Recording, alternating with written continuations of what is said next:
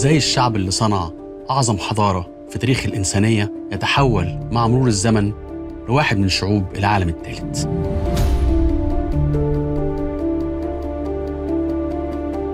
سؤال بنسمعه كتير لكن محدش بيجاوب. الظاهر إننا خايفين من الإجابة. الشعب المصري فضل على قمة الحضارة الإنسانية لمدة 3000 سنة، وده أدى الحالة من الرفاهية الشديدة والسلام والتسامح والثقة الزائدة في النفس، مع قبول النازحين من بلاد تانية ودخول مرتزقة في الجيش المصري وتجاهل خطورة الجهل الغاشم والفقر المدقع المحيط بمصر. سقطت مصر في براثن احتلال طويل من الطمعانين في خيرها.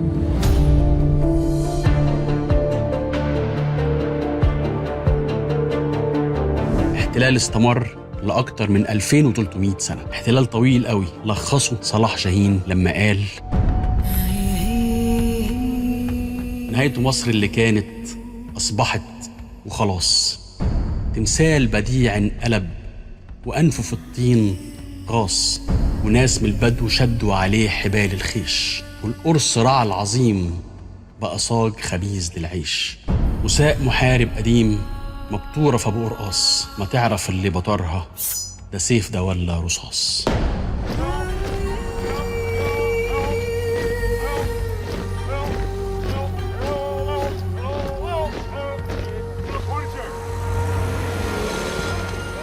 ولا الخراب اللي صاب عقل البلد بالطيش. قال ابن خلدون: متفسخة تعيش ليش، وحصان عرابي صهل صحى جميع الجيش على اسم مصر. أحسنت القول يا ولد يا متنبي، جبت اللي جوه الفؤاد عن مصر متعبي، وحكمت بالعدل لكن بعضنا اتظلموا، يا أمة ضحكت من جهلها الأمم.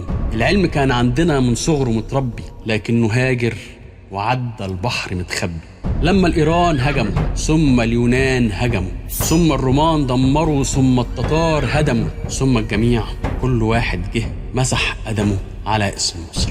مع الاحتلال الطويل ده اختفى الملك المصري والوزير المصري والقضاة المصريين، اتقفلت المدارس والجامعات، وأصبح المصري مجرد فلاح خرسيس وظيفته الأساسية دفع الإتاوة للمحتل وبس. حتى الجيش المصري اختفى وما بقاش عندنا حتى حق الدفاع عن بلدنا، وغازي ورا التاني ومحتل ورا التاني تم طمس الحضارة المصرية وقتل الهوية الوطنية المصرية. أصبحت الهوية الوطنية المصرية مؤلمة وخانقة وقاتلة للي بيحاول يتمسك بيها، وبقت هوية المحتل وأفكاره وقيمه هي الخير والبركة. 2300 سنة من تجريف الحضارة والفن والعلم والإنسان المصري ذاته.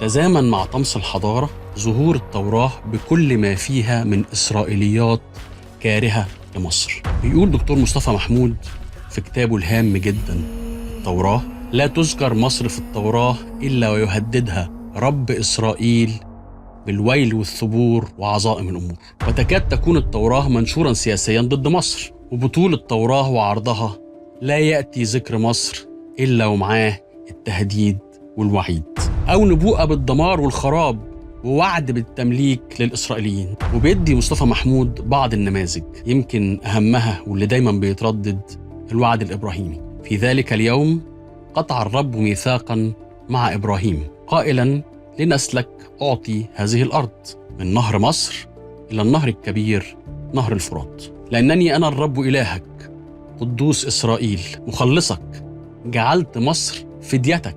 وبيعلق مصطفى محمود متعجبا: إلى هذه الدرجة يجعل الرب من مصر خروف ضحية يسبحه فداء لإسرائيل. وبيدي نموذج تاني: في ذلك اليوم تكون مصر كالنساء فترتعد وترجف من يد رب الجنود. وحتى لما ذكرت التوراة إن الله هيبعت مخلص للمصريين، هتكون إسرائيل هي البركة وسط الكل.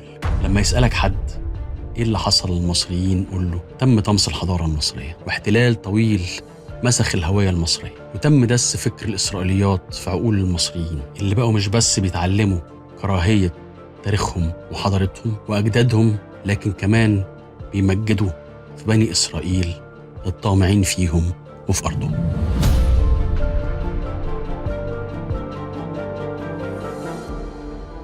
يا زارع البساتين ومولف الفل على الياسمين، ازاي تولف على الصحاري الصفر وتهد بإيديك الشداد السمر غيط العنب والورد والرياحين.